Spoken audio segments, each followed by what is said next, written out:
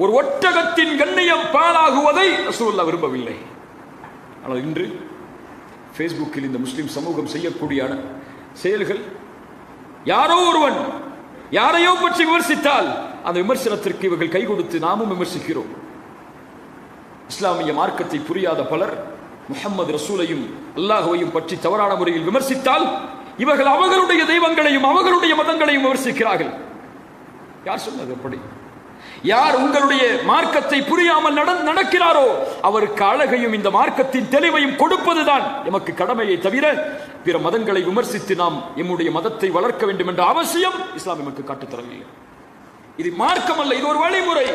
இதை ஏற்றுக்கொள்பவர்கள் ஏற்றுக்கொள்ளாதவர்கள் அவரவர்களுடைய முடிவு.